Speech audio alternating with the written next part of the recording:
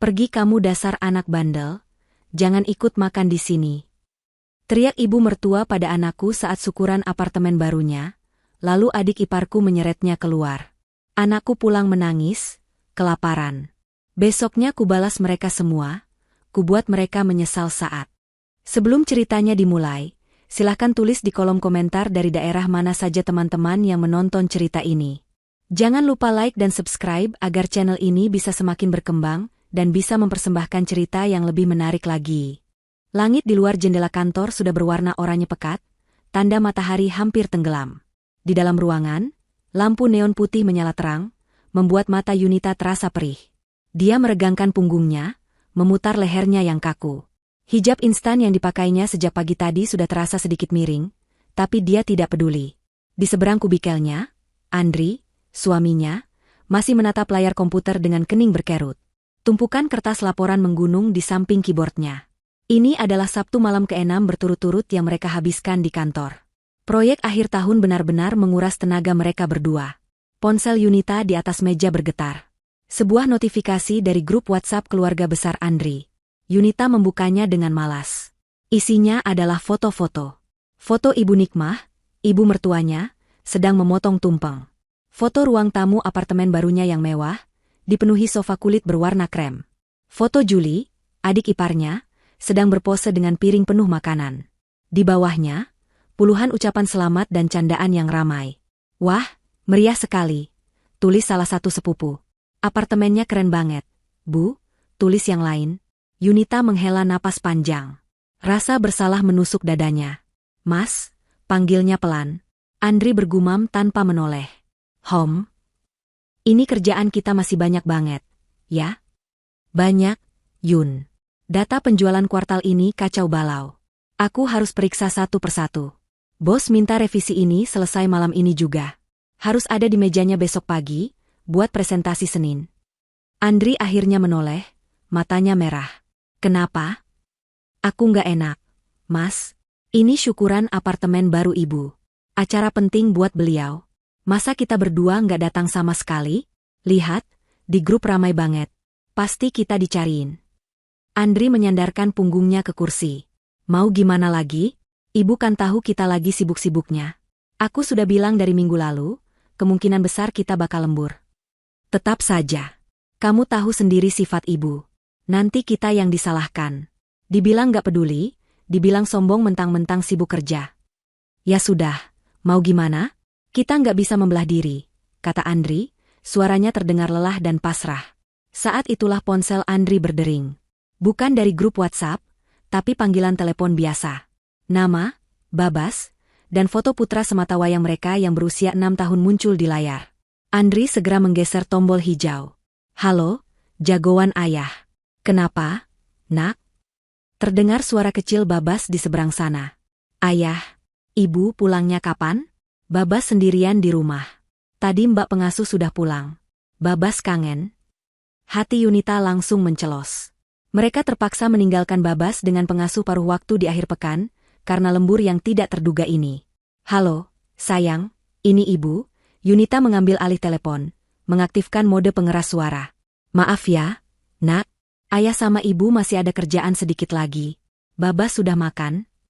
Sudah, Bu. Tadi dihangatkan sama mbak. Tapi Babas bosan. Ibu, ayah, hari ini kan nenek syukuran? Tadi nenek telepon, suaranya ramai sekali. Babas mau ke tempat nenek. Boleh ya? Yunita dan Andri saling berpandangan. Ada keraguan di mata mereka. Babas mau ke sana sendiri? Tanya Andri hati-hati. Iya, kan dekat, ayah. Apartemen kita di Tower C, nenek di Tower A. Babas sudah hafal jalannya. Tadi pagi Babas juga lihat ada banyak balon di lobi Tower A, pasti seru. Babas mau kasih selamat ke nenek. Boleh, ya? Ya? Rengek Babas. Yunita menggigit bibirnya. Di satu sisi, dia khawatir melepaskan anak sekecil itu sendirian, meskipun jaraknya memang sangat dekat, hanya perlu menyeberang taman kecil di tengah kompleks apartemen. Tapi di sisi lain, ini mungkin solusi. Mas, gimana? Bisik Yunita pada suaminya. Andri tampak berpikir keras. Aku takut ibu, kamu tahu sendiri, ibu kalau lagi banyak tamu suka beda. Nanti Babas malah dicuekin. Justru itu, Yunita membalas. Kalau kita nggak datang sama sekali, ibu pasti marah besar. Tapi kalau ada Babas yang mewakili, setidaknya kemarahan ibu sedikit reda.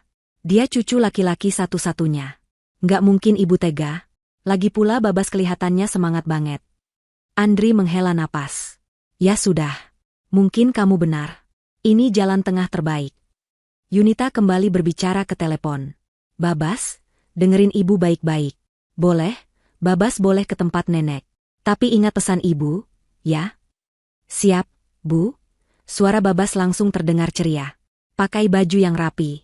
Yang kemeja kotak-kotak biru ibu siapkan di lemari itu. Pakai sepatu, jangan pakai sandal. Rambutnya disisir. Iya, Bu. Nanti kalau sudah sampai sana, langsung cari nenek. Salam sama nenek. Bilang, ayah dan ibu minta maaf belum bisa datang. Masih banyak kerjaan. Bilang juga selamat buat apartemen barunya. Mengerti, Nak? Mengerti, Ibu. Babas juga sudah gambar rumah baru buat nenek. Nah, pintar. Kasihkan gambarnya ke nenek. Ya, jangan nakal di sana. Jangan lari-larian. Kalau mau makan, minta baik-baik sama Tante Juli atau sama nenek. Oke, Bu. Babas berangkat sekarang ya. Dadah, Ibu. Dadah, Ayah. Hati-hati, Nak, kata Andri sebelum telepon ditutup. Sambungan terputus. Ruangan kantor kembali hening, hanya menyisakan suara ketikan keyboard dan dengung pendingin udara. Yunita menatap layar komputernya yang penuh angka, tapi pikirannya tidak lagi di sana. Ada perasaan tidak nyaman yang aneh menjalari hatinya. Di Tower C, Babas bersorak kecil. Dia segera berlari ke kamarnya. Dengan sedikit kesulitan, dia membuka lemari dan mengambil kemeja kotak-kotak biru favoritnya. Dia memakainya dengan perlahan, berusaha mengancingkan setiap kancingnya dengan benar. Dia menyisir rambutnya yang ikal dengan jari, lalu memakai sepatunya. Terakhir, dia mengambil selembar kertas dari meja belajarnya. Sebuah gambar krayon yang dia buat kemarin. Gambar gedung apartemen tinggi dengan matahari tersenyum di atasnya, dan tulisan, "Selamat Nekek," dengan huruf E yang terbalik. Dia melipat gambar itu dengan hati-hati dan memasukkannya ke saku kemejanya. Dia merasa seperti orang dewasa yang sedang menjalankan tugas penting. Dia keluar dari unit apartemennya, menekan tombol lift, dan turun ke lobi. Dia menyapa satpam yang berjaga, lalu berjalan keluar menuju taman. Angin malam mulai terasa sejuk. Dia bisa melihat Tower A yang menjulang di seberang taman. Lampu-lampu di balkon unit Ibu Nikmah di lantai 10 terlihat paling terang, dan samar-samar terdengar alunan musik dari sana. Babas mempercepat langkahnya, rasa semangat mengalahkan rasa gugupnya. Dia tidak tahu bahwa langkah-langkah kecilnya itu membawanya menuju malam terburuk dalam hidupnya yang singkat. Kembali ke kantor, Yunita menatap Andri. Mas, apa nggak apa-apa ya kita suruh Babas sendiri? Andri memijat pelipisnya. Semoga saja, Yun. Paling cuma sebentar. Dia kasih selamat, makan sedikit, terus pulang. Ibu nggak mungkin tegas sama cucunya sendiri di depan banyak orang. Yunita mencoba mengangguk. Dia mencoba percaya pada kata-kata suaminya. Dia kembali menatap deretan angka di layarnya, memaksa dirinya untuk fokus. Namun, firasat buruk itu menolak untuk pergi. Perjalanan Babas melintasi taman hanya memakan waktu 5 menit. Dia masuk ke lobi Tower A, yang terasa lebih ramai dan mewah daripada lobi towernya. Ada karangan bunga besar di dekat meja resepsionis. Babas langsung menuju lift dan menekan tombol angka 10. Jantungnya berdebar sedikit lebih cepat.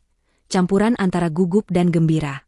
Dia tidak sabar ingin menunjukkan gambarnya pada nenek. Lift berdenting dan pintu terbuka di lantai 10. Hanya ada satu unit di ujung koridor yang pintunya terbuka lebar, dihiasi rangkaian janur kuning kecil. Dari sanalah suara tawa dan musik berasal. Babas berjalan mendekat. Aroma masakan menyeruak kuat, aroma rendang, opor ayam, dan sate.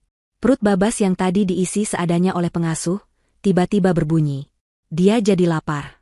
Dia berdiri di ambang pintu yang terbuka. Di dalam, pemandangannya luar biasa. Apartemen itu tampak sangat besar dan berkilau. Puluhan orang dewasa memenuhi ruangan. Mereka semua berpakaian bagus, tertawa, dan berbicara dengan suara keras. Tidak ada anak-anak lain seusianya. Hanya ada beberapa sepupunya yang sudah remaja, sedang asyik bermain ponsel di dekat balkon. Babas merasa sangat kecil. Dia berdiri di depan pintu selama hampir 1 menit, tapi tidak ada satu orang pun yang menyapanya. Semua orang terlalu sibuk dengan urusan mereka sendiri. Dia teringat pesan ibunya. Dia harus masuk dan mencari nenek. Dia melangkah masuk dengan ragu. "Permisi," ucapnya pelan, tapi suaranya tenggelam oleh keramaian. Tiba-tiba, seseorang berbalik dan hampir menabraknya. Itu Tante Julie, adik iparnya. Julie sedang tertawa melihat layar ponselnya. Dia memakai gaun pesta berwarna merah cerah dan riasan wajah yang tebal. Astaga!" Pekik Julie kaget saat melihat Babas di bawah kakinya. Tawanya langsung berhenti. Senyum di wajahnya memudar, digantikan oleh tatapan jengkel. "Loh, kamu? Babas? Ngapain kamu di sini?" Suara Julie cukup ketus, membuat Babas sedikit takut. "Halo, Tante Julie. Babas. Babas mau ketemu nenek. Mau kasih selamat." Babas mencoba tersenyum, meski merasa tidak nyaman. Julie mendengus. Dia melirik ke belakang Babas, mencari seseorang. "Ibu sama ayah kamu mana? Nggak ikut?" "Oh," dia tertawa sinis, "pasti lembur lagi. Kebiasaan. Nggak modal banget, ya. Syukuran keluarga penting begini malah nyuruh anak kecil datang sendirian. Nggak sopan." Babas tidak mengerti apa maksud Tante Julie. Dia hanya berkata, "Ayah sama ibu kerja, Tante. Banyak kerjaan." Babas disuruh wakilin. Julie memutar bola matanya. Ya sudah, masuk." Julie tidak membimbingnya, tidak mengantarnya. Dia hanya melambaikan tangannya dengan malas, lalu kembali sibuk dengan ponselnya dan berjalan menjauh, bergabung dengan sepupu-sepupu lain di dekat balkon. Babas ditinggalkan sendirian di dekat pintu masuk. Dia merasa canggung. Dia memegang erat saku kemejanya, merasakan lipatan kertas gambar di dalamnya. Dia harus mencari nenek. Dia mulai berjalan perlahan, menyusuri dinding, berusaha tidak mengganggu tamu-tamu lain. Ruangan ini penuh dengan orang yang tidak dia kenali. Paman, bibi, dan teman-teman neneknya. Mereka semua melihatnya sekilas, tapi tidak ada yang menyapa. Dia seperti tidak terlihat. Dia melewati meja makan besar yang penuh dengan makanan. Ada tumpeng yang sudah terpotong, ayam goreng, sambal, dan berbagai kue-kue basah. Semuanya terlihat sangat lezat. Perutnya berbunyi lagi, lebih keras kali ini. Tapi dia ingat pesan ibunya, dia harus bertemu nenek dulu. Dia terus berjalan, masuk lebih dalam ke ruang keluarga. Dan di sanalah dia melihatnya. Ibu Nikmah, neneknya, sedang duduk di sofa baru yang paling besar. Sofa itu masih terbungkus plastik bening di bagian sandaran tangannya. Ibu Nikmah tampak seperti seorang ratu. Beliau memakai kaftan berwarna emas yang berkilauan dan perhiasan yang gemerlapan di leher, serta pergelangan tangannya. Di sekelilingnya, duduk beberapa wanita parubaya, teman-temannya, yang mendengarkannya dengan penuh perhatian. Ibu Nikmah sedang bercerita dengan gaya sombongnya yang khas. "Iya, Jeng. Aku bilang sama Andri, ibu nggak mau tahu, pokoknya ibu maunya unit yang corner. Pemandangannya harus dapat dua sisi. Dan lihat ini," Ibu Nikmah menepuk-nepuk lengan sofa, "ini impor, Jeng. Kulit asli. Julie yang pilihkan. Memang anak itu seleranya paling bagus." Teman-temannya mengangguk-angguk kagum. "Wah, hebat sekali Bu Nikmah. Beruntung ya punya anak seperti Andri, bisa membelikan apartemen semewah ini." "Oh, tentu saja. Andri itu nurut sekali sama ibunya," kata Ibu Nikmah bangga. Babas merasa inilah saatnya.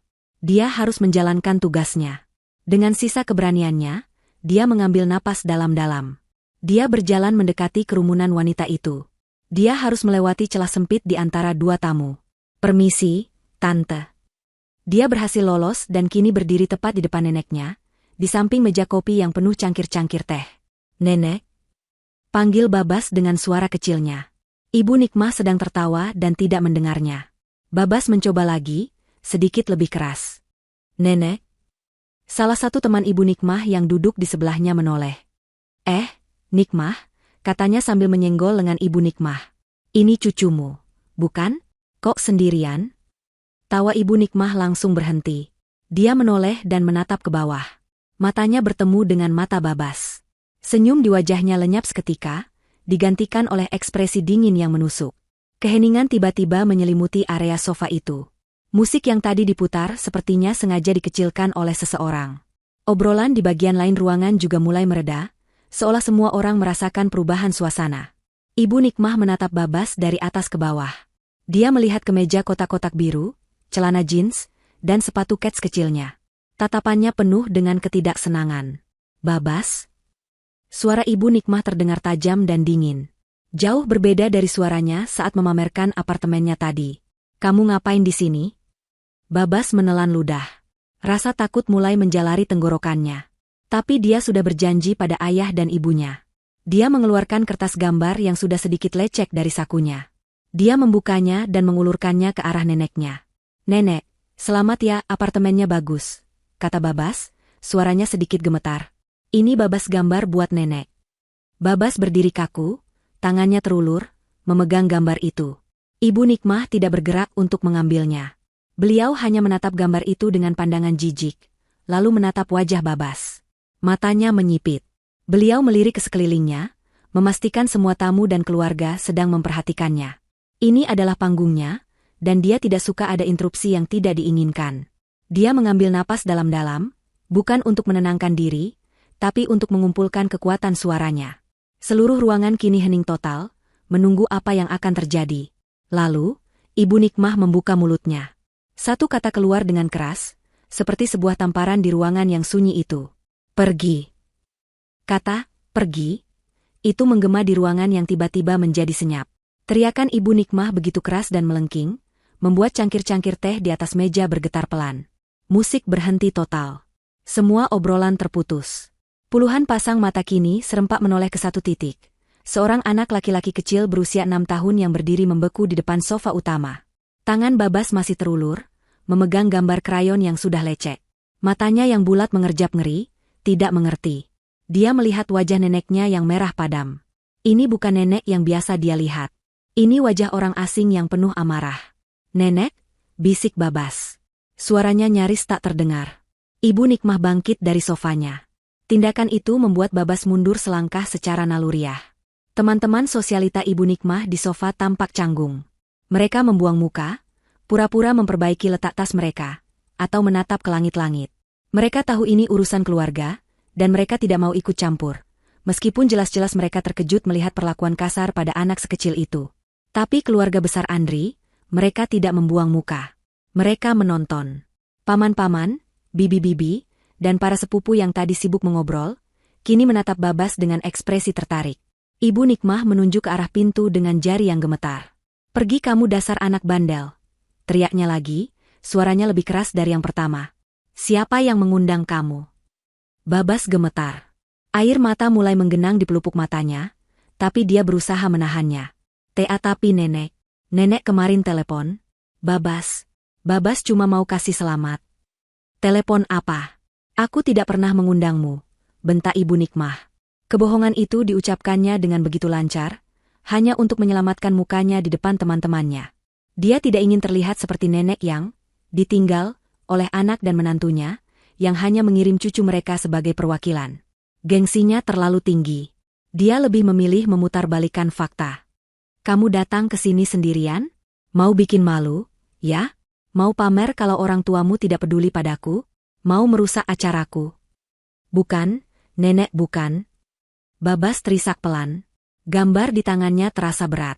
Dia ingin sekali menaruhnya, tapi dia terlalu takut untuk bergerak. Aku tidak mau lihat kamu di sini. Ibu Nikmah melanjutkan omelannya, suaranya memenuhi setiap sudut apartemen mewah itu. Dia menunjuk ke arah meja makan yang penuh hidangan. Tidak ada lagi tempat buat kamu, jangan ikut makan di sini. Kata-kata itu adalah yang paling menyakitkan. Babas menelan ludah. Perutnya yang lapar terasa melilit. Dia melihat piring-piring berisi ayam goreng, sate, dan nasi kuning. Dia datang ke sini bukan hanya untuk memberi selamat, tapi juga karena dia lapar dan berpikir dia akan makan malam bersama keluarganya. Penolakan telak itu memecah keheningan yang canggung. Terdengar suara tawa kecil dari arah balkon. Itu suara Julie. Haha, dibilangin ibu juga. Katanya sinis. Tawa Julie seperti memberi izin bagi yang lain. Seorang paman yang duduk di dekat meja makan ikut tertawa. Dasar, anak kecil nggak tahu aturan. Datang ke pesta orang nggak diundang. Lalu bibi yang lain menimpali. Ya ampun, Nikmah. Sabar ya. Ada-ada saja gangguannya. Dalam sekejap, ruangan itu dipenuhi tawa. Bukan tawa bahagia sebuah pesta, tapi tawa mengejek yang kejam. Keluarga besar Andri, semua paman, bibi, dan sepupu, mereka semua menertawakan Babas. Mereka menertawakan anak kecil berumur 6 tahun yang berdiri ketakutan, dengan mata penuh air mata, memegang gambar krayon untuk neneknya. Babas menatap berkeliling. Dia melihat wajah-wajah yang seharusnya dia kenali sebagai keluarga. Tante Rika tertawa sambil menutup mulut. Om Farhan tersenyum miring. Sepupunya, Dito dan Rian, yang remaja, menertawakannya secara terbuka sambil menunjuk-nunjuk. Cupu banget, diusir nenek. Setiap tawa itu terasa seperti tamparan kecil di wajah Babas. Dia merasa sangat malu. Pipinya panas. Dia ingin menghilang. Dia ingin ayah dan ibunya ada di sini. Kenapa mereka menertawakannya? Apa salahnya? Dia hanya ingin memberi selamat. Kertas gambar itu terlepas dari genggamannya yang gemetar. Kertas itu melayang pelan dan mendarat di lantai marmer yang dingin, tepat di bawah kaki Ibu Nikmah. Gambar gedung apartemen dan matahari tersenyum itu kini tergeletak di sana. Tidak ada yang peduli.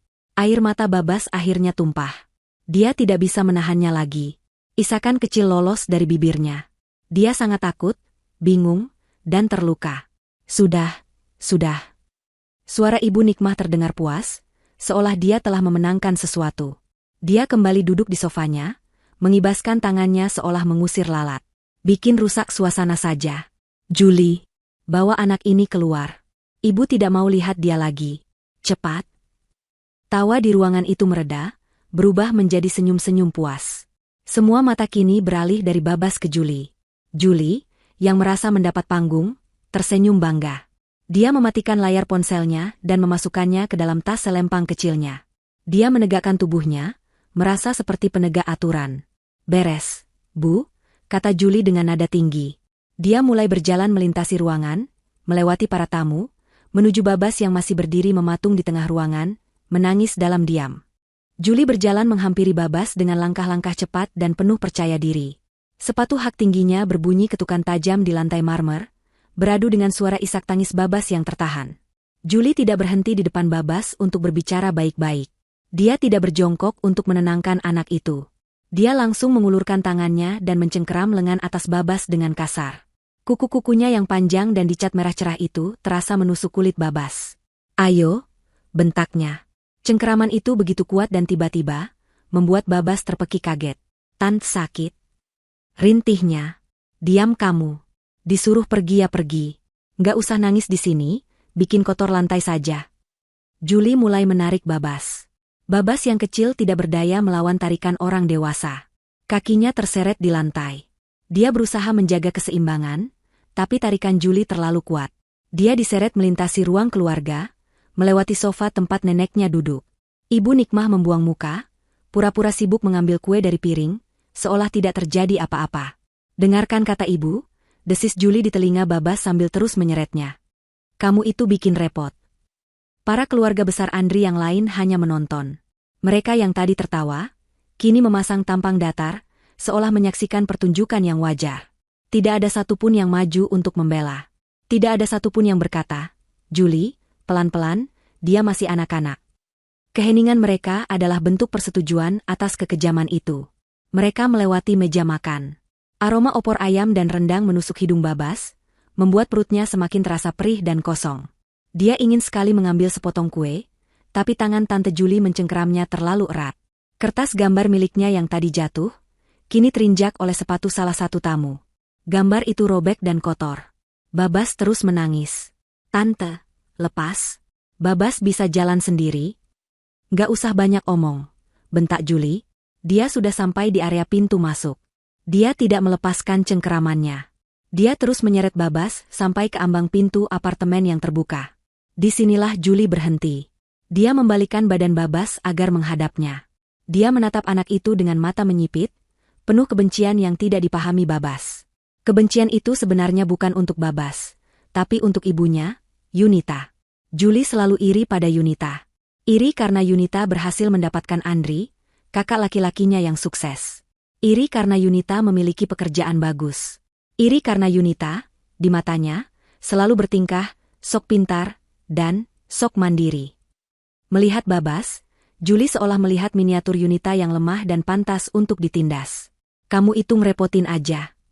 Julie melampiaskan kekesalannya. Sama seperti ibumu. Selalu bikin susah keluarga. Bisanya cuma pamer kerjaan, tapi ngurus keluarga nggak becus. Orang tua nggak sopan, anaknya juga nggak tahu diri. Lalu, dia mengucapkan kalimat terakhir yang menghancurkan hati Babas. Sana pulang. Dengan satu dorongan kuat, Julie melepaskan cengkeramannya dan mendorong Babas keluar dari apartemen. Babas terhuyung-huyung. Tubuh kecilnya tidak seimbang dan dia jatuh tersungkur di lantai koridor yang dingin. Lututnya menghantam ubin dengan keras. Rasa perih langsung menjalar di kedua lututnya. Dia mendongak, matanya yang basah menatap Tante Julie yang kini berdiri di ambang pintu, menatapnya rendah dengan senyum penuh kemenangan. Di belakang Julie, Babas masih bisa melihat beberapa wajah sepupunya yang mengintip dan menahan tawa. Jangan pernah datang lagi kalau nggak diundang, kata Julie. Brak! Pintu apartemen mewah itu dibanting tepat di depan wajah Babas. Suara bantingan pintu itu menggema di koridor yang sepi. Bunyi kunci yang diputar dari dalam terdengar jelas. Pesta telah tertutup untuknya. Babas tetap di posisinya, terduduk di lantai koridor yang dingin. Dia sendirian. Suara tawa dan musik dari dalam apartemen perlahan-lahan terdengar lagi. Mereka melanjutkan pesta, seolah tidak ada yang terjadi. Seolah seorang anak kecil tidak baru saja diusir dengan cara yang paling memalukan. Babas melihat ke lututnya. Celana jeansnya sedikit sobek, dan ada darah merembes keluar dari luka lecet di lututnya. Rasa sakit fisik di lututnya, bercampur dengan rasa sakit di lengannya akibat cengkraman Julie, dan rasa sakit yang luar biasa di hatinya. Dia merasa sangat kecil, sangat kotor, dan sangat tidak diinginkan. Dia lapar. Dia ketakutan. Dan dia sendirian. Dengan tertatih-tatih, Babas bangkit berdiri. Dia menyeka air matanya dengan punggung tangan kemeja birunya yang kini kusut. Dia melihat ke pintu apartemen neneknya sekali lagi. Pintu itu tertutup rapat. Dia berbalik, dan berjalan pelan menuju lift, menyeret kakinya yang sakit, dengan satu tujuan, pulang ke apartemennya yang kosong. Babas menekan tombol lift dengan tangan gemetar. Dia tidak peduli jika darah di lututnya mengotori lantai koridor. Rasa sakit di lututnya tidak ada apa-apanya dibandingkan rasa sakit di dalam dadanya. Dia hanya ingin pulang. Pintu lift terbuka, dia masuk, dan meringkuk di sudut. Bayangannya di dinding cermin lift menunjukkan seorang anak laki-laki yang kotor dan menyedihkan. Kemeja biru bagusnya kusut, wajahnya sembab, dan celananya robek di bagian lutut. Perjalanan singkat kembali ke Tower C terasa seperti selamanya. Dia keluar dari lift, berjalan tertatih-tatih menyusuri koridor apartemennya, dan berhenti di depan pintu unitnya. Dia merogoh sakunya, mencari kunci yang selalu dikalungkan ibunya di lehernya. Tangannya gemetar hebat sehingga dia kesulitan memasukkan kunci ke lubang. Setelah beberapa kali mencoba, pintu akhirnya terbuka. Dia masuk dan menutup pintu di belakangnya. Assalamualaikum. Bisiknya, sebuah kebiasaan yang diajarkan ibunya. Tapi tidak ada yang menjawab. Apartemen itu gelap, sunyi, dan kosong. Keheningan itu terasa menakutkan, memperbesar rasa sepinya. Biasanya, kesunyian ini terasa biasa saja. Tapi malam ini, setelah diusir dari keramaian pesta, kesunyian itu terasa seperti hukuman. Dia menyalakan lampu ruang tamu. Dia melempar kunci ke meja dan berjalan ke dapur. Dia duduk di meja makan, tempat yang sama di mana beberapa jam lalu dia berjanji pada ayah dan ibunya di telepon bahwa dia akan menjadi anak baik. Air matanya mulai menggenang lagi. Perutnya berbunyi, kali ini sangat keras, seperti geraman yang menyakitkan. Dia benar-benar lapar. Rasa lapar itu bercampur dengan penghinaan yang baru saja dia alami. Dia teringat kata-kata neneknya, jangan ikut makan di sini. Dia teringat meja yang penuh dengan makanan lezat. Rendang, ayam goreng, sate. Makanan yang tidak boleh dia sentuh. Kenapa nenek begitu jahat? Kenapa Tante Julie mendorongnya? Kenapa semua orang menertawakannya? Dia tidak mengerti. Dia hanya anak berusia 6 tahun yang ingin memberi selamat dan ikut makan malam. Dia melihat jam dinding. Baru pukul 7:30 malam. Ayah dan ibunya mungkin baru akan pulang tengah malam, atau lebih. Dia tidak bisa menunggu selama itu. Rasa laparnya sudah tidak tertahankan. Dia harus makan. Dia ingat di kulkas ada telur. Ibu selalu sedia telur. Dan di Richie Cooker, pasti ada nasi. Dia bertekad. Dia tidak akan kelaparan. Neneknya salah. Dia bisa makan sendiri. Dengan tertatih-tatih, dia berjalan ke dapur.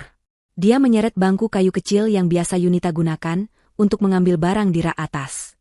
Dia menempatkan bangku itu di depan kompor. Dia naik ke atasnya. Dia harus sedikit berjinjit. Dia mengambil wajan teflon kecil, yang paling ringan, yang biasa ibunya pakai untuk membuatkannya sarapan. Dia meletakkannya di atas kompor. Dia turun, membuka kulkas. Cahaya kulkas menerangi wajahnya yang muram. Benar, ada telur. Dia mengambil sebutir. Dia juga mengambil botol minyak goreng kecil. Dia kembali naik ke atas bangku. Dia menuang minyak ke wajan. Mungkin sedikit terlalu banyak, tapi dia tidak tahu takarannya. Lalu, bagian yang paling menakutkan, menyalakan kompor. Ibunya sudah mengajarinya cara menggunakan kompor gas modern itu, tapi dengan peringatan keras, hanya kalau darurat, nak. Dan ibu harus tahu. Babas menganggap ini adalah keadaan darurat. Dia menekan tombol, memutarnya, dan pemantiknya berbunyi. Ceklek, ceklek, biar. Api biru menyala, mengejutkannya sejenak. Minyak di wajan mulai berdesis. Dia mengambil telur. Dia mengetuknya di tepi wajan seperti yang sering dia lihat ibunya lakukan. Tapi ketukannya terlalu keras. Telur itu pecah berantakan. Sebagian besar isinya masuk ke wajan, tapi sebagian kecil, bersama serpihan kulit, jatuh ke atas kompor. Cangkang telur yang masih di tangannya meneteskan putih telur ke lantai. Aduh, pekiknya pelan. Minyak panas mulai meletik-letik, mengenai punggung tangannya. Rasanya perih. Dia mundur sedikit, ketakutan. Putih telur di wajan mulai memadat. Tapi karena apinya mungkin terlalu besar dan minyaknya terlalu banyak, tepiannya langsung berubah coklat tua dan berasap. Dia panik. Dia mencari spatula. Dia menemukannya di tempat sendok. Tapi saat dia mencoba memasukkannya ke bawah telur, kuning telurnya pecah. Kuning telur mentah itu menyebar ke seluruh wajan, bercampur dengan putih telur yang sudah setengah matang dan tepian yang hangus. Asap mulai mengepul. Bau gosong yang samar memenuhi dapur. Babas terbatuk. Dia cepat-cepat mematikan kompor. Telur itu terlihat mengerikan. Setengah hangus hitam, setengahnya lagi masih berlendir mentah. Tapi itu makanan. Dengan susah payah, dia mendorong wajan itu ke bagian kompor yang dingin. Dia turun dari bangku, mengambil piring dari rak piring. Dia kembali ke kompor dan mencoba menyendok telur itu dengan spatula. Telur itu hancur berantakan. Dia berhasil memindahkan gumpalan hitam dan kuning itu ke piring. Dia kemudian mengambil nasi dari rice cooker di meja. Nasinya masih hangat. Dia meletakkan nasi di samping telur ceploknya yang gagal. Dia membawa piring itu ke meja makan dan duduk. Dia menatap makanannya. Nasi putih dan telur gosong yang hancur. Dia mengambil sendok, menyuap sedikit. Rasa pahit dari bagian yang hangus langsung memenuhi mulutnya, bercampur dengan rasa amis dari bagian yang mentah. Dia hampir muntah. Tapi dia sangat lapar. Dia mencoba lagi, mengambil bagian yang hanya nasi dan sedikit putih telur yang matang. Dia mengunyah perlahan. Rasa sakit di lututnya berdenyut-denyut. Rasa perih di tangannya yang terkena minyak panas. Dan rasa pahit di mulutnya. Semuanya bercampur menjadi satu kesedihan yang luar biasa. Dia makan beberapa suap lagi, memaksakan diri. Dia tidak sanggup lagi. Dia meletakkan sendoknya. Dia tidak sekuat yang dia kira. Dia hanya ingin ibunya. Dia hanya ingin ayahnya. Dia menundukkan kepalanya ke atas meja, meletakkannya di atas lipatan lengannya yang kecil. Dia membiarkan air matanya mengalir tanpa suara. Dia menangisi neneknya yang jahat, tantenya yang kasar, keluarganya yang menertawakannya, dan telur ceploknya yang gosong. Kelelahan dari semua emosi dan rasa sakit fisik akhirnya mengalahkannya. Tepat di meja makan itu, dengan piring berisi makanan yang menyedihkan di depannya, Babas tertidur. Beberapa jam kemudian, lewat tengah malam, suara kunci diputar di pintu depan. Yunita dan Andri masuk. Langkah mereka berat karena lelah. SSTT, Babas pasti sudah tidur, bisik Yunita, melepaskan sepatunya di dekat pintu. Andri mengangguk, melonggarkan dasinya. Mereka berjalan masuk ke ruang tamu yang remang-remang. Tiba-tiba, Andri berhenti. Yun, bisiknya. Kamu cium bau gosong gak?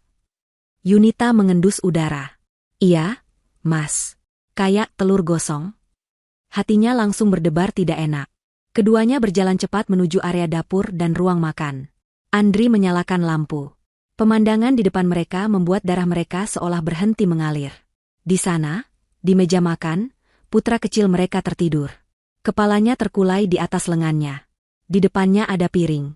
Di piring itu ada nasi dan gumpalan telur yang hangus, hancur, dan baru dimakan sebagian kecil.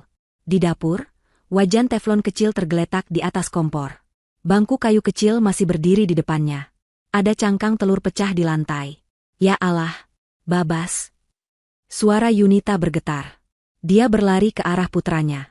Andri menyusul, matanya menyapu seluruh kekacauan di dapur, otaknya mencoba memproses apa yang terjadi. Yunita menyentuh rambut putranya dengan lembut. Sayang bangun, nak. Dia bisa melihat jejak air mata kering yang mengotori pipi Babas. Lengan yang dijadikan bantal itu basah. Dia nangis. Mas, bisik Yunita, suaranya tercekat oleh kepanikan. Andri menatap lebih dekat. Dan matanya terpaku pada sesuatu yang lain. Celana jeans putranya. Ada noda gelap di lutut. Noda darah yang sudah mengering. Yunita, lihat lututnya. Suara Andri terdengar tajam. Dia jatuh. Dia berdarah. Yunita menggendong Babas, yang masih terisak hebat, ke sofa di ruang tamu. Dia duduk dan memangku putranya, mengayun-ayunnya pelan, berusaha menenangkan. Jantungnya berdebar begitu kencang seolah ingin melompat keluar dari dadanya. Pikirannya kacau. Mas, ambil kotak P3K, katanya pada Andri. Suaranya gemetar. Andri bergerak seperti robot. Dia mengambil kotak P3K dari lemari obat dan sebotol air mineral, serta wasla bersih dari dapur. Dia berlutut di depan Yunita dan Babas.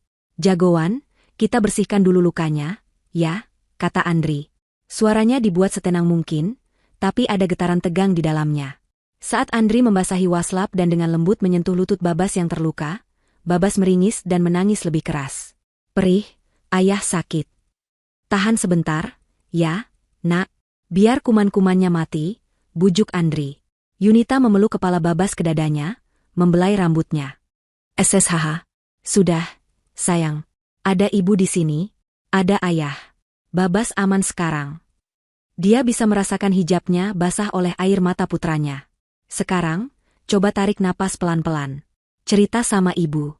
Tadi di tempat nenek kenapa? Penyebutan kata, nenek, membuat isak tangis Babas kembali menguat. Andri selesai membersihkan luka itu. Luka lecetnya cukup lebar, merah dan menganga. Dia menuangkan antiseptik ke kapas. Agak perih sedikit, nak, Andri memperingatkan. Babas tersentak saat kapas itu menyentuh lukanya. Tapi kemudian dia hanya menggigit bibir bawahnya, menahan sakit. Andri bekerja dengan cepat, mengoleskan salep antibiotik dan menutup luka itu dengan plester besar. Sudah beres, kata Andri. Dia duduk di meja kopi, berhadapan langsung dengan putranya. Yunita masih memeluk Babas. Isak tangis Babas mulai mereda, berubah menjadi sesenggukan kecil. Keheningan memenuhi ruangan selama beberapa saat, hanya dipecahkan oleh isakan Babas. Sekarang, Andri memulai, suaranya rendah dan serius. Ceritakan pada ayah dan ibu. Pelan-pelan saja. Apa yang terjadi? Babas menenggelamkan wajahnya lebih dalam ke hijab Yunita. Dia malu. Dia takut. Sayang, lihat ibu. Yunita mengangkat dagu putranya dengan lembut. Mata mereka bertemu. Babas nggak salah apa-apa. Ceritakan saja. Siapa yang bikin Babas jatuh? Babas menatap mata ibunya, lalu ayahnya. Dia melihat kemarahan yang tertahan di wajah ayahnya, dan kekhawatiran besar di wajah ibunya. Dia mengambil napas yang gemetar. Babas diusir, Bu, bisiknya. Suaranya begitu pelan, nyaris tak terdengar. Dunia Yunita seakan berhenti berputar. Apa? Diusir? Maksudnya gimana, nak? Nenek yang usir Babas, kata Babas, air matanya mulai mengalir lagi. Andri mengepalkan tangannya di atas lututnya. Nenek bilang apa? Tanyanya, suaranya datar. Babas sudah kasih selamat. Babas kasih gambar yang Babas buat, tapi nenek nggak mau ambil. Babas mulai bercerita. Dengan kata-kata yang terbata-bata, diselingi isakan, dia menceritakan seluruh kejadiannya. Dia menceritakan bagaimana Tante Julie menatapnya dengan jengkel di pintu. Bagaimana dia merasa tidak terlihat oleh semua orang. Bagaimana dia akhirnya menemukan neneknya. Babas bilang, "Nenek, selamat ya." Terus, nenek lihat Babas. Nenek marah sekali. Marah gimana? Desak Yunita, jantungnya terasa diremas. Nenek teriak. Suara Babas bergetar hebat saat mengingatnya.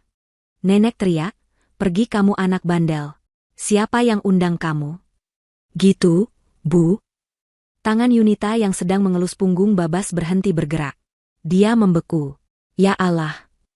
Terus, nenek tunjuk makanan. Nenek bilang, "Jangan ikut makan di sini." Keras sekali, Bu. Semua orang dengar. Lalu, Suara Andri nyaris seperti geraman. Lalu semua orang ketawa, bisik Babas.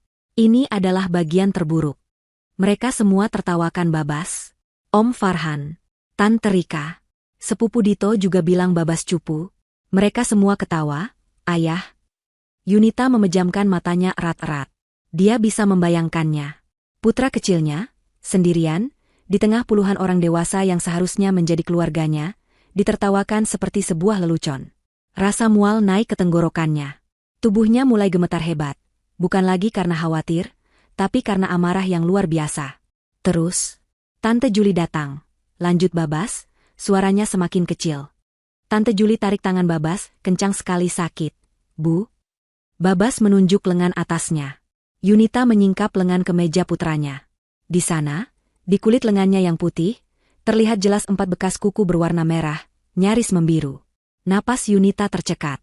Ini bukan sekadar penghinaan verbal. Ini kekerasan fisik. Tante Juli, seret Babas sampai pintu. Tante Juli bilang Babas ngerepotin kayak ibu. Mata Yunita berkilat. Terus, Tante Juli dorong Babas, kuat sekali. Babas jatuh di luar, di lantai. Lutut Babas sakit. Dia dorong kamu.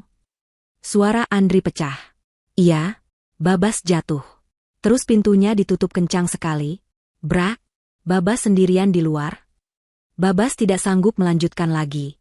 Dia menyembunyikan wajahnya dan menangis tanpa suara. Tubuhnya terguncang oleh isakan yang bisu. Yunita tidak bisa berkata apa-apa. Dia hanya bisa memeluk putranya erat-erat, seolah ingin menyerap semua rasa sakit itu ke dalam tubuhnya. Dia gemetar dari ujung kepala sampai ujung kaki. Kemarahan murni yang begitu pekat membakar dirinya dari dalam. Dia membayangkan wajah Ibu Nikmah yang sombong, wajah Juli yang sinis. Dia membayangkan mereka semua, keluarganya, menertawakan penderitaan putranya. Dia menatap suaminya. Andri tidak bergerak. Dia masih duduk di meja kopi, tapi dia tidak lagi menatap Babas. Dia menatap kosong ke dinding di depannya. Wajahnya yang biasanya sabar, ramah, dan sering tersenyum, kini benar-benar berbeda. Wajahnya pucat pasi, tapi rahangnya mengeras seperti batu. Matanya yang biasanya hangat kini berkilat dingin dan menakutkan. Mas. Bisik Yunita. Mas Andri. Andri tidak menoleh. Dia perlahan berdiri. Dia berjalan ke dapur, seperti orang yang berjalan dalam tidur. Dia berdiri di depan meja makan, menatap piring dengan telur ceplok gosong yang menyedihkan itu. Dia menatap bangku kayu kecil. Dia menatap wajan di atas kompor. Dia mengepalkan kedua tangannya di samping tubuhnya. Begitu erat, sampai buku-buku jarinya memutih. Mereka. Suara Andri terdengar serak, sebuah geraman rendah yang datang dari dadanya. Mereka mengusir anakku. Dia berbalik, menatap Yunita. Mereka menertawakan anakku yang kelaparan. Dia melangkah kembali ke ruang tamu. Mereka membiarkan adikku menyakitinya. Di depan semua orang. Dia berhenti tepat di depan Yunita dan Babas. Matanya tertuju pada bekas kuku di lengan Babas, lalu ke lutut yang diperban. Di apartemen yang aku bayar. 4 kata terakhir itu diucapkannya dengan penekanan yang tajam, dingin, dan penuh racun. Yunita menatap suaminya. Ini bukan Andri yang dia kenal. Andri yang selalu berusaha menjadi penengah, yang selalu meminta Yunita untuk bersabar, dan memaklumi, ibunya, kini telah hilang. Di depannya berdiri seorang ayah yang telah dilukai di titik terdalamnya. Seorang suami yang akhirnya melihat kebenaran tanpa filter. Andri menatap lurus ke mata Yunita. Di matanya, Yunita tidak melihat keraguan, tidak melihat keinginan untuk berdamai. Yang dia lihat hanyalah sebuah keputusan akhir yang tidak bisa diganggu-gugat. Cukup, Yunita. Suaranya tenang, tapi mematikan. Ini sudah cukup. Andri berbalik, berjalan tegas ke sudut ruangan tempat tas kerjanya tergeletak. Dia tidak mengambil ponselnya. Dia mengambil tas laptopnya. Dia membukanya di atas meja makan, di samping piring Babas yang menyedihkan itu. Mas, kamu mau apa tengah malam begini? Tanya Yunita, suaranya masih bergetar, memeluk Babas yang mulai tenang dalam pelukannya. Andri tidak menjawab. Dia membuka laptopnya. Cahaya layar menerangi wajahnya yang keras. Jari-jarinya bergerak cepat di atas keyboard, membuka folder-folder yang aman terproteksi. Malam ini mereka berpesta atas keringat kita, kata Andri, matanya terpaku pada layar. Mereka merayakan kesombongan mereka di rumah yang kita berikan. Dia berhenti sejenak, lalu menatap Yunita. Besok pagi, lanjutnya, suaranya sedingin es. Mereka akan membayar tagihannya. Yunita memeluk Babas lebih erat. Dia tidak tahu persis apa yang akan dilakukan Andri. Tapi melihat tumpukan dokumen digital yang dibuka suaminya, bukti transfer, tagihan renovasi, dan sebuah dokumen bernama sertifikat hak milik, dia tahu satu hal. Badai terbesar dalam keluarga mereka akan segera tiba. Dan kali ini, mereka berdua yang akan memegang kendali atas petir itu. Yunita membawa Babas ke kamarnya. Dia membersihkan sisa-sisa air mata dan kotoran di wajah putranya dengan waslap hangat. Dia dengan hati-hati melepaskan kemeja biru yang kusut dan celana jeans yang robek itu, seolah melepaskan pakaian yang terkontaminasi racun. Dia melihat memar bekas cengkraman Juli di lengan atas putranya. Bekasnya begitu jelas, merah kebiruan, berbentuk jari-jari. Amarah kembali berdesir di hatinya, panas dan tajam. Dia mengoleskan salep reda nyeri di memar itu, sebelum memakaikan Babas piyama dinosaurusnya yang paling nyaman. "Ibu, nenek jahat." Gumam Babas, suaranya serak dan berat karena kantuk dan tangis. "Tante Juli jahat?" "Iya, sayang," bisik Yunita, menata bantal putranya. "Ibu tahu. Nenek dan Tante Juli jahat sekali." Dia tidak berusaha menghibur dengan kebohongan. Dia tidak berkata, "Mungkin nenek lagi capek." Dia memvalidasi rasa sakit putranya. Babas nggak salah. Babas anak baik. Mereka yang salah. Dia menyelimuti Babas sampai ke dada. "Sekarang tidur. Ya, ada ibu sama ayah di sini. Nggak ada yang bisa sakiti Babas lagi." Babas memejamkan matanya, memeluk gulingnya erat-erat. Yunita duduk di samping tempat tidur selama beberapa menit, mengelus kepala putranya sampai napasnya terdengar teratur. Tapi tidur Babas tidak nyenyak. Beberapa kali dia terisak pelan dalam tidurnya, tubuhnya sedikit tersentak. Trauma malam itu telah mengakar. Hati Yunita terasa hancur berkeping-keping. Dia mencium kening Babas, lalu bangkit. Dia menutup pintu kamar putranya pelan-pelan. Dia berbalik, dan sosoknya yang lembut kini mengeras. Air mata kekhawatirannya sudah kering, digantikan oleh tekad yang dingin. Dia berjalan kembali ke ruang makan. Pemandangannya kontras dengan kamar Babas yang tenang. Di sini, suaminya, Andri, telah mengubah meja makan menjadi pusat komando perang. Laptopnya menyala terang di tengah ruangan yang remang-remang. Di samping laptop, masih tergeletak piring dengan telur ceplok gosong yang menyedihkan itu. Andri sengaja tidak memindahkannya. Piring itu adalah monumen penghinaan. Piring itu adalah bahan bakar. "Gimana Babas?" tanya Andri, matanya tidak beralih dari layar. "Sudah tidur. Tapi sepertinya mimpi buruk," jawab Yunita. Dia menarik kursi dan duduk di seberang Andri. "Apa rencanamu, Mas?" Andri akhirnya mengangkat wajahnya. Mata di balik kacamatanya merah karena lelah, tapi berkilat dengan fokus yang menakutkan. "Mereka pikir mereka pintar," katanya, suaranya rendah. "Mereka pikir aku bodoh. Ibu dan Juli, mereka pikir apartemen itu hadiah." Andri mengklik sebuah file. Sebuah dokumen pindaian muncul di layar. Judulnya jelas, sertifikat hak milik. Selama ini ibu merengek minta dibelikan apartemen. Dia bilang dia malu sama teman-teman arisannya, masih tinggal di rumah kontrakan. Dia minta atas namanya. Andri mulai menjelaskan. "Aku hampir melakukannya, Yun. Tapi kamu ingat saat kita survei unit? Ibu tidak mau unit studio yang standar. Dia tidak mau unit 2 kamar yang biasa. Dia maunya unit corner di lantai atas. Unit paling mahal di Tower A." Yunita mengangguk. Dia ingat hari itu. Ibu Nikmah menunjuk-nunjuk brosur dengan angkuh. "Harganya hampir 2 kali lipat dari budget awal kita," lanjut Andri. "Pihak bank tidak mau menyetujui KPA jika atas nama ibu, karena ibu tidak punya penghasilan tetap. Satu-satunya cara agar KPA disetujui untuk unit mahal itu adalah jika menggunakan namaku. Namaku dan namamu, sebagai penjamin." Yunita tertegun. Jadi, sertifikatnya atas nama Andri Pradipta dan Yunita Prameswari. "Atas nama kita, Yun?" Andri menunjuk layar. "Aku tidak pernah melakukan akta hibah. Aku tidak pernah mengalihkan namanya. Aku pikir nanti saja. Aku pikir, biarlah, yang penting ibu senang." Aku tidak menyangka, kesenangannya membutakan matanya sampai dia tega menganiaya cucunya sendiri. Yunita menarik napas panjang. Sebuah rencana mulai terbentuk di benaknya. "Jadi, secara hukum, apartemen itu milik kita." "Sepenuhnya milik kita," tegas Andri. "Setiap bulan, Cicilan puluhan juta itu dipotong otomatis dari rekening gajiku. Bukan dari rekening ibu. Andri membuka dokumen lain. Sebuah spreadsheet Excel. Aku mulai mencatatnya. Yunita melihat deretan angka. Uang muka, ratusan juta rupiah. Cicilan KPA, sudah berjalan 12 bulan. Biaya desain interior, puluhan juta, yang dipilihkan oleh Julie. Biaya pembelian furnitur, sofa kulit impor, tempat tidur king size, lemari custom, meja makan marmer, semua tercatat. Totalnya, angka itu sudah melampaui 1 miliar rupiah. Mereka berpesta pora, kata Andri, suaranya penuh racun. Mereka menghina anakku. Di dalam rumahku.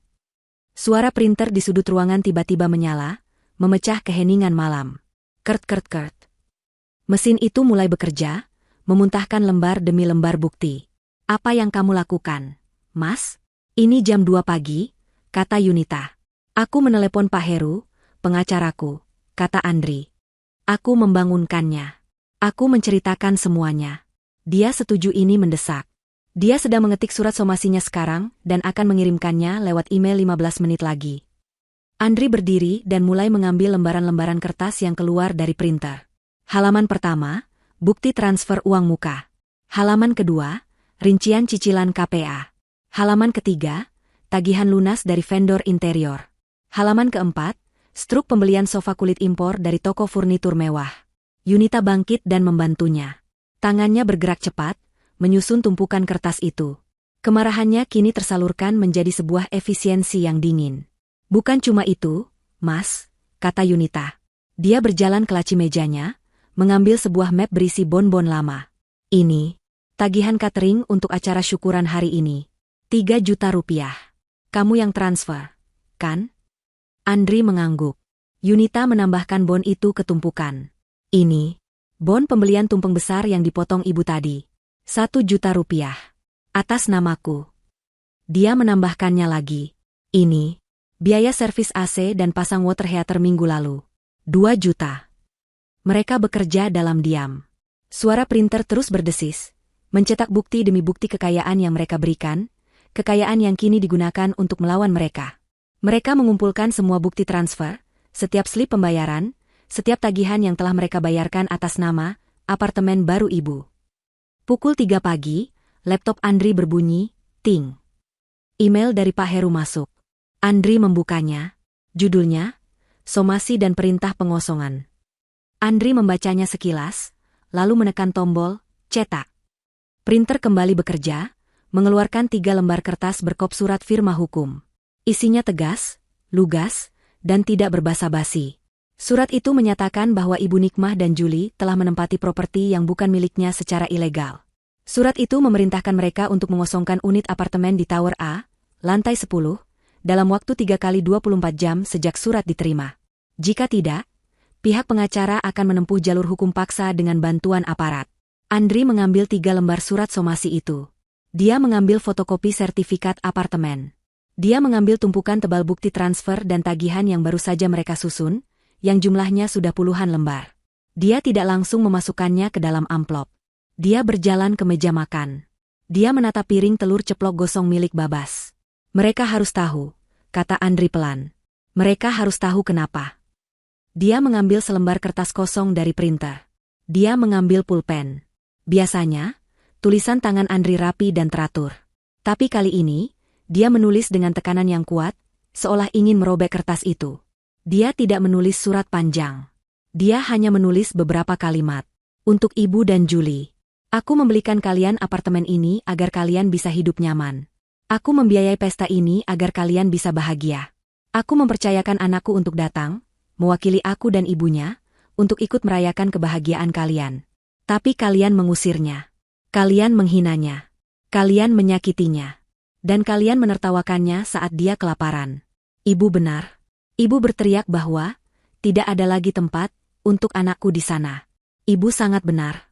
Karena itu, kami mengambil kembali tempat kami. Mulai hari ini, tidak ada lagi tempat untuk kalian di rumah kami. Selamat menikmati sisa makanan pestanya. Karena hanya itu yang tersisa untuk kalian. Andri menandatangani surat itu dengan namanya. Dia tidak menulis, anakmu. Dia hanya menulis, Andri. Dia melipat surat itu. Dia mengambil amplop coklat besar ukuran A4. Dia memasukkan semuanya ke dalam amplop itu. Surat somasi dari pengacara di bagian paling atas. Lalu surat tulisan tangannya. Lalu fotokopi sertifikat. Dan di bagian paling bawah, tumpukan tebal bukti pembayaran. Dia menutup amplop itu dan merekatkannya dengan rapat. Dia menulis nama penerimanya di depan, untuk Ibu Nikmah dan Julie. Pukul 4 pagi, pekerjaan mereka selesai. Apartemen kembali hening. Yunita dan Andri duduk di meja makan, saling berpandangan di antara laptop yang masih menyala dan piring kotor berisi telur gosong. Kelelahan fisik menyerang mereka, tapi ada kelegaan yang aneh. Tidak ada lagi jalan untuk kembali. Tidak ada lagi kata, maaf. Tidak ada lagi, memaklumi. Aku akan mengantarnya subuh nanti, kata Andri. Sebelum mereka bangun. Aku akan meletakkannya di depan pintu mereka. Yunita mengangguk. Dia mengambil piring Babas dan membawanya ke tempat sampah. Dia membuang telur gosong itu. Besok, katanya, suaranya mantap. Aku akan buatkan Babas telur ceplok ternak sedunia. Matahari Minggu pagi bersinar cerah, menembus jendela kaca raksasa di unit apartemen mewah Ibu Nikmah. Sinarnya menyoroti sisa-sisa kemeriahan pesta semalam. Piring-piring kotor masih menumpuk di meja makan. Ada beberapa gelas minuman yang tergeletak di meja kopi. Aroma sisa makanan bercampur dengan parfum mahal para tamu masih menggantung di udara. Ibu Nikmah bangun paling siang. Dia menggeliat di atas kasur barunya yang empuk, merasa sangat puas. Pukul 9 pagi. Dia bangkit, mengenakan jubah tidur satinnya, dan berjalan keluar kamar. Dia merasa seperti ratu di istana barunya. Pesta semalam adalah sukses besar. Semua teman-temannya memuji seleranya. Semua keluarga besar menyanjungnya. Dia telah membuktikan posisinya sebagai matriark keluarga yang sukses dan dihormati.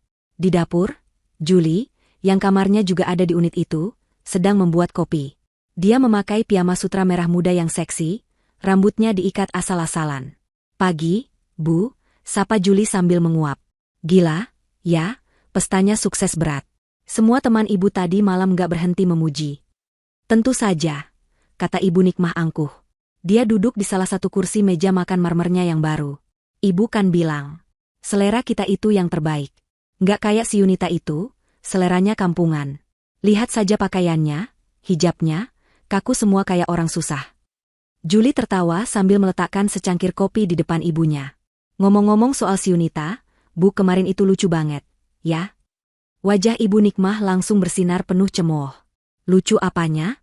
Bikin malu. Berani-beraninya dia kirim anaknya yang dekil itu sendirian ke pestaku. Kamu lihat kan bajunya? Kemeja kotak-kotak murah. Mau merusak pemandangan saja. Iya, kan? Rasain. Julie ikut bersemangat, duduk di seberang ibunya. Pas ibu teriak, pergi. Itu, mukanya pucat banget. Aku suka banget. Harus begitu, kata Ibu Nikmah sambil menyeruput kopinya. Biar tahu diri itu anak. Sekalian pelajaran buat ibunya. Jangan mentang-mentang kerja kantoran, bisa seenaknya sama orang tua. Pasti si Yunita itu yang larang Andri datang. Takut suaminya dekat sama ibunya sendiri. Dasar menantu nggak tahu diuntung. Mereka berdua terdiam sejenak, menikmati ingatan kemenangan mereka. Mereka telah berhasil menindas perwakilan musuh mereka. Lagian aku lihat anak itu memang bandel, tambah Julie, mencari-cari pembenaran. Tadi dia masuk nyelonong aja. Nggak sopan. Wajar kalau ibu marah. Sangat wajar, timpal Ibu Nikmah. Keluarga lain juga setuju sama ibu. Kamu lihat kan, nggak ada satupun yang bela dia. Mereka semua tahu siapa yang benar.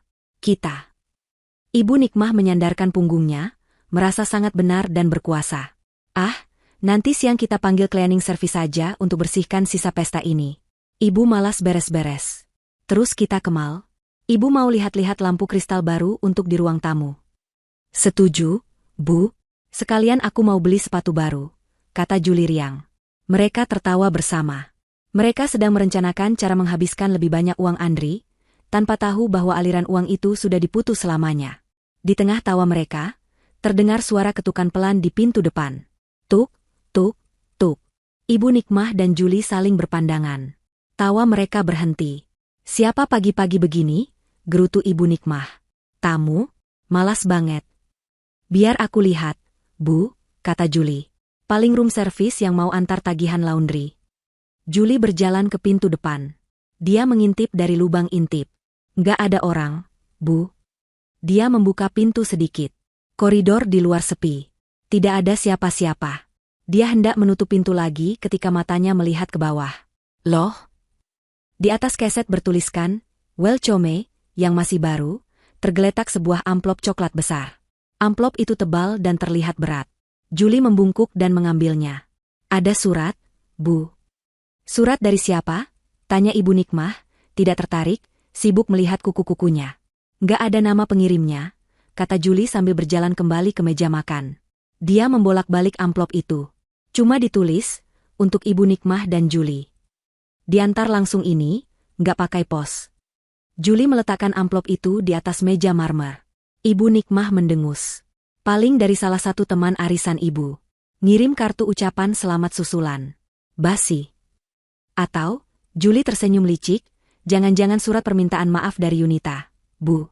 Hahaha. Pasti dia ketakutan semalam anaknya mengadu, terus dia takut kita marah sama Andri. Bisa jadi. Ibu Nikmah ikut tertawa. Baguslah kalau dia sadar diri. Coba buka, Jul. Ibu mau lihat, seberapa panjang dia memohon-mohon maaf sama kita. Dengan perasaan sombong dan penuh kemenangan, Julie merobek segel amplop itu. Dia mengeluarkan isinya. Yang pertama keluar bukan kartu ucapan. Yang pertama keluar adalah 3 lembar kertas putih dengan kop surat sebuah firma hukum. Senyum di wajah Julie langsung memudar. Bu, ini kok surat pengacara? Ibu Nikmah berhenti tersenyum. Apa? Pengacara? Jangan bercanda kamu. Ibu Nikmah merebut kertas itu dari tangan Julie. Matanya bergerak cepat membaca baris pertama. Perintah pengosongan. 3 kali 24 jam. Julie, yang masih memegang amplop, mengeluarkan sisa isinya. Selembar kertas tulisan tangan, selembar fotokopi sertifikat, dan tumpukan tebal kertas-kertas lain. Ibu Nikmah menjatuhkan surat somasi itu ke meja. Tangannya gemetar saat mengambil kertas tulisan tangan itu. Dia membacanya. Matanya membelalak ngeri saat membaca kalimat demi kalimat yang ditulis Andri. Saat dia sampai di bagian, Ibu benar. Ibu berteriak bahwa tidak ada lagi tempat untuk anakku di sana. Karena itu, kami mengambil kembali tempat kami. Telinga Ibu Nikmah berdenging. Dia tidak bisa bernapas. Julie, sementara itu, melihat fotokopi sertifikat. Matanya melotot. Bu, nama di sertifikat ini nama Mas Andri dan nama Yunita. Wajah mereka berdua pucat pasi. Pucat seperti mayat. Enggak mungkin. Bisik Ibu Nikmah. Julie dengan panik membongkar tumpukan kertas terakhir.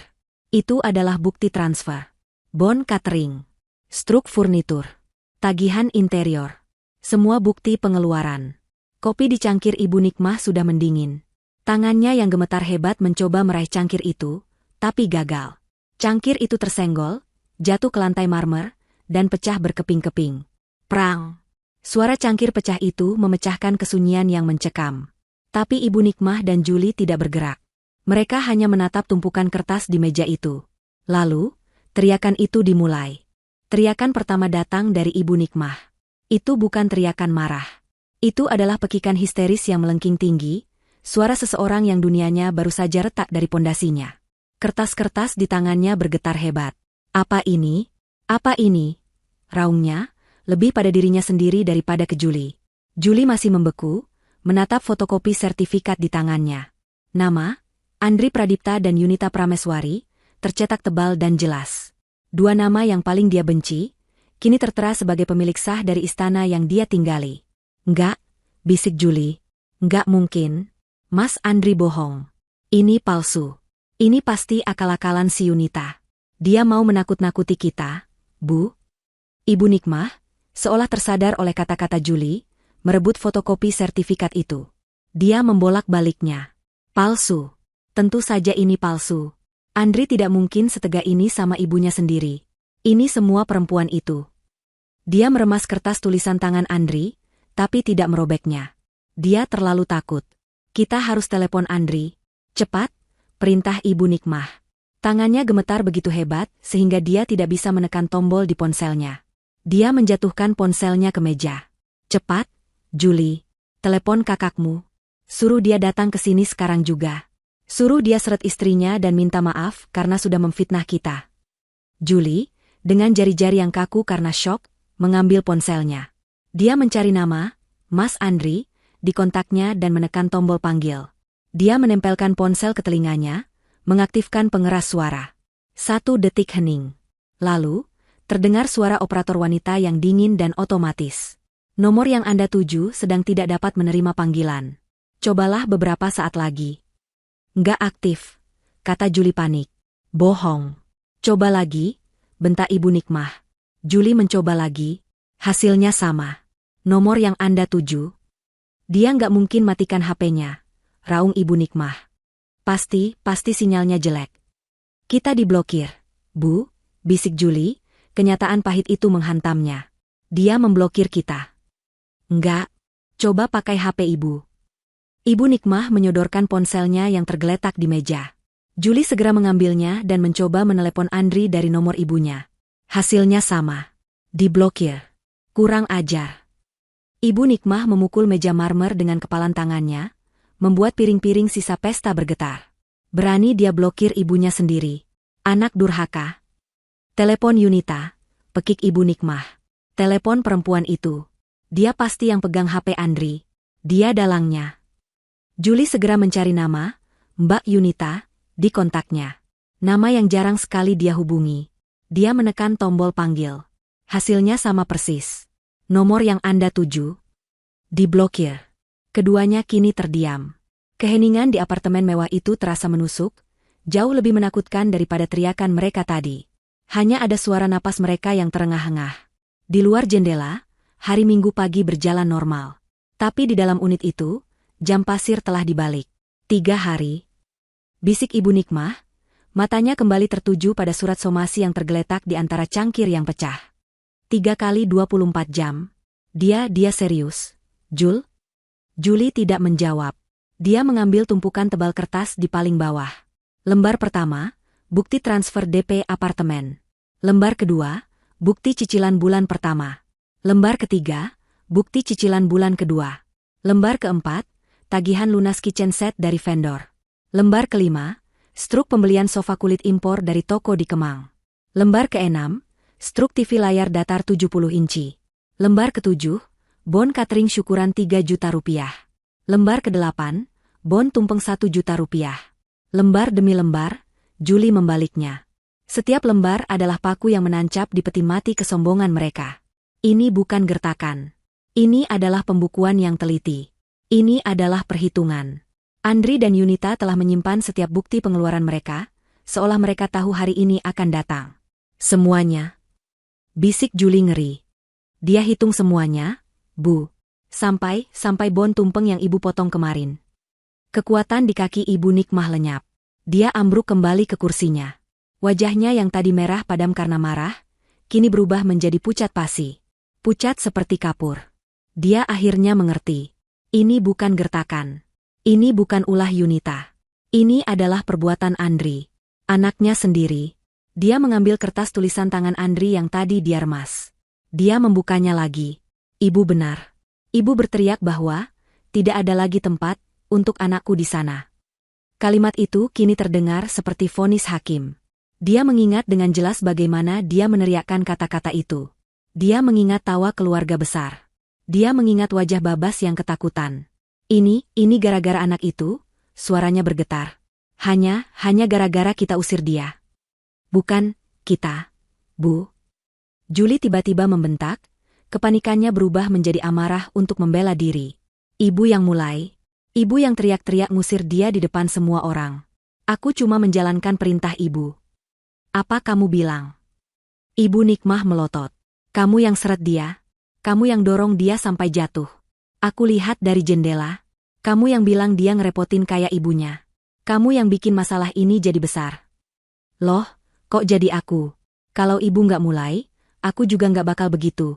Ibu kan yang paling gengsi. Takut teman-teman arisan ibu lihat cucu ibu dekil. Aku cuma bantu jaga muka ibu.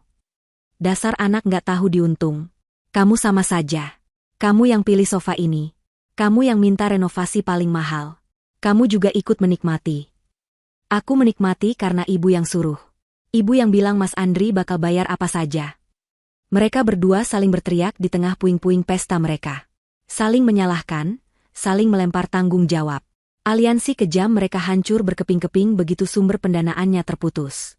Di tengah pertengkaran hebat itu, ponsel Julie yang tergeletak di meja berdering. Keduanya langsung terdiam. Mata mereka tertuju pada layar ponsel. Bukan Andri. Bukan Yunita. Itu Tante Rika. Salah satu bibi yang kemarin tertawa paling keras. Julie menatap ibunya dengan panik. Gimana ini, Bu? Angkat, desis Ibu Nikmah. Jangan bilang apa-apa. Pura-pura tidak terjadi apa-apa. Julie menarik napas gemetar. Dia menggeser tombol hijau. Halo, Tante Rika. Ada apa, Tan? Tumben pagi-pagi. Terdengar suara Tante Rika yang ceria dan penuh rasa ingin tahu di seberang sana. Halo, Julie. Aduh, maaf ya pagi-pagi. Tadi Om Farhan telepon Tante, dia barusan lewat lobi Tower A, dia dengar-dengar gosip dari Satpam. Katanya unit kalian mau disegel. Ya? Beneran itu, Jul? Katanya kalian diusir sama Andri? Itu beneran? Napas Julie tercekat di tenggorokan. Beritanya sudah menyebar. Satpam. Om Farhan. Tante Rika. Dalam hitungan jam, seluruh keluarga besar akan tahu. Enggak bener itu, Tante. Suara Julie terdengar tinggi dan panik. Sebuah penyangkalan yang lemah. Itu cuma salah paham. Tante Rika dapat gosip dari mana? Sih? Nggak mungkin, lah. Mas Andri? Oh, salah paham, ya? Suara Tante Rika di seberang sana terdengar sedikit kecewa karena gosipnya tidak seru, tapi kemudian berubah lagi menjadi penuh selidik. Syukurlah kalau gitu. Tadi Tante kaget banget. Soalnya Om Farhan bilang dia lihat ada amplop coklat besar dari kantor hukum di depan pintu kalian tadi subuh. Kirain Tante beneran. Ya sudah kalau gitu, ya, Jul. Salam buat Ibu Nikmah. Telepon ditutup. Julie menatap ponselnya dengan ngeri. Bu, Om Farhan lihat amplopnya. Satpam sudah tahu. Tante Rika semua orang bakal tahu. Ibu Nikmah tidak menjawab. Dia hanya duduk mematung, menatap kosong ke cangkir kopinya yang pecah di lantai. Selesai sudah. Reputasinya, kebanggaannya, pestanya yang mewah, teman-teman sosialitanya, semuanya akan hancur. Dia akan menjadi bahan tertawaan. Bukan lagi sebagai ratu yang sukses, tapi sebagai ibu yang diusir oleh anaknya sendiri. Telepon Julie berdering lagi. Kali ini, Om Farhan. Julie langsung mematikannya. Lalu, pesan WhatsApp masuk. Dari sepupu Dito. Tante Julie, beneran diusir? Gila, bokap gue lagi ngomongin. Pesan lain masuk. Dari Tante Rika lagi, di grup keluarga besar. Alhamdulillah, tadi Tante telepon Julie, katanya cuma salah paham. Kok, bukan diusir. 1 detik kemudian, Om Farhan membalas di grup. Salah paham gimana? Saya lihat sendiri surat somasinya dipegang Julie tadi. Satpam juga sudah konfirmasi kok. Unitnya mau dikosongkan. Paling si Julie malu aja mau ngaku. Grup keluarga yang kemarin penuh tawa menertawakan Babas, kini meledak. Ya ampun, serius? Gara-gara apa? Andri kok tega banget sama ibunya sendiri? Lalu, seorang sepupu yang lebih pendiam, yang kemarin tidak ikut tertawa, mengetik sebuah pesan. Tega? Bukannya kemarin kita semua lihat Ibu Nikmah sama Julie ngusir Babas? Anaknya Andri sendiri? Mungkin ini balasannya. Pesan itu menohok. Grup mendadak hening. Tidak ada yang berani membalas lagi. Kebenaran yang telanjang kini terpampang di sana. Hari-hari berikutnya adalah neraka. 3 kali 24 jam terasa seperti 3 abad. Ibu Nikmah dan Julie mengurung diri. Mereka tidak berani keluar. Telepon mereka tidak berhenti berdering dari keluarga yang penasaran. Mereka tidak menjawab satupun. Mereka hidup dalam ketakutan, memakan sisa-sisa makanan pesta yang mulai basi. Mereka mencoba menghubungi pengacara, tapi pengacara mana yang mau melawan klien yang memegang sertifikat asli? Pada hari ketiga, tepat pukul 9 pagi, bel pintu berbunyi. Bukan ketukan, tapi bunyi bel yang ditekan panjang dan tegas. Julie mengintip dari lubang pintu. Jantungnya serasa copot. Di luar, berdiri 4 orang. 2 petugas keamanan gedung berseragam lengkap, 1 orang manajer gedung berjas, dan 1 pria asing berkemeja rapi yang membawa map. Buka, Jul, bisik Ibu Nikmah gemetar. Bilang kita minta waktu. Julie membuka pintu dengan tangan gemetar. Pria berjas, manajer gedung, berbicara lebih dulu. Suaranya formal dan dingin. Selamat pagi, Ibu Nikmah dan Ibu Juli.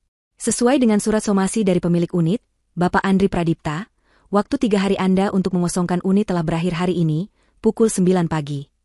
Tapi, Pak, kami belum siap, pekik Juli. Kami belum packing. Kasih kami waktu seminggu lagi. Maaf, Ibu, kata pria berkemeja rapi, dia adalah perwakilan dari tim pengacara Andri. Perintah dari klien kami sudah jelas. Unit ini harus dikosongkan dan disegel hari ini juga. Barang-barang Anda akan kami bantu pindahkan ke lobi. Setelah itu, silakan diurus sendiri. Apa? Dipindah ke lobi? Kalian mengusir kami? Suara Ibu Nikmah melengking. Kami hanya menjalankan tugas. Bu, silakan ambil barang-barang pribadi Anda yang paling penting. Kami beri waktu 30 menit, kata si manajer gedung. 30 menit kemudian, pemandangan paling memalukan itu terjadi. Ibu Nikmah dan Juli disaksikan oleh para petugas keamanan, tergesa-gesa memasukkan baju-baju dan tas-tas branded mereka ke dalam koper. Mereka tidak diizinkan mengambil furnitur. Mereka tidak diizinkan mengambil TV. Tepat pukul 9:30, mereka berdua digiring keluar dari unit. Di depan mata mereka, petugas menempelkan stiker segel besar berwarna merah di daun pintu kayu yang mewah itu. Unit ini dalam pengawasan hukum. Pintu istana mereka telah tertutup. Selamanya. Ibu Nikmah dan Juli terduduk lemas di koridor, di samping tumpukan koper mereka. Persis di tempat di mana 3 hari lalu Babas jatuh tersungkur. Beberapa pintu tetangga terbuka sedikit, para penghuni lain mengintip dengan penasaran. Karma telah datang dengan cara yang paling telak dan memalukan. Jauh dari sana, di sisi lain kota, sebuah mobil keluarga melaju tenang di jalan raya yang ramai. Di dalamnya, Andri sedang fokus menyetir. Yunita, yang duduk di sampingnya, melepas hijab bergonya dan menggantinya dengan hijab baru yang lebih nyaman. Dia tampak lebih segar, wajahnya damai. Di kursi belakang, Baba sedang asyik menggambar di buku gambarnya, lututnya yang diperban sesekali dia ayun-ayunkan mengikuti irama musik di radio. Kita mau kemana, Bu? Tanya Babas untuk ketiga kalinya, matanya berbinar. Yunita menoleh ke belakang, senyum tulus terukir di wajahnya. Dia mengulurkan tangan dan mengelus pipi putranya. Kita mau lihat rumah baru kita, Nak. Babas bersorak. Rumah baru? Ada halamannya, Bu? Babas mau main bola. Nanti kita cari yang ada halamannya, kata Andri sambil tertawa. Tawa itu terdengar ringan, beban bertahun-tahun seolah terangkat dari pundaknya. Yang penting, lanjut Andri, rumah baru kita nanti, benar-benar punya tempat untuk kamu. Hore! Andri menatap Yunita. Istrinya itu tersenyum, matanya sedikit berkaca-kaca, tapi itu air mata kelegaan. Andri kembali fokus ke jalan. Dia menoleh ke kaca spion tengah, menatap putranya yang kini bersenandung sambil menggambar. Dan nanti malam, kata Andri, suaranya mantap. Kita akan syukuran besar. Hanya kita bertiga. Syukuran, Ayah? Makan-makan, dong? Tanya Babas antusias. Andri tersenyum lebar. Tentu saja. Kita akan makan besar. Dengan telur ceplok ternak sedunia. Babas tertawa riang. Asik. Babas mau yang kuningnya setengah matang? Ya, Ibu yang masak. Siap, jagoan, sahut Yunita. Andri melirik sekilas ke kaca spion samping mobilnya. Sangat jauh di belakang, dia masih bisa melihat siluet kompleks apartemen mewah itu menjulang ke langit. Dia membayangkan 2 wanita yang terduduk di lobi, dikelilingi tumpukan koper, bingung harus pergi kemana. Dia tidak merasakan apa-apa. Tidak marah, tidak sedih, tidak juga kasihan. Hanya rasa hampa. Selesai. Andri membuang muka dari kaca spion itu, menatap lurus ke jalan tol yang terbentang di depannya. Dia menginjak pedal gas, dan mobil itu melaju semakin cepat, membawa keluarganya pergi dari bayang-bayang masa lalu, menuju rumah mereka yang sebenarnya.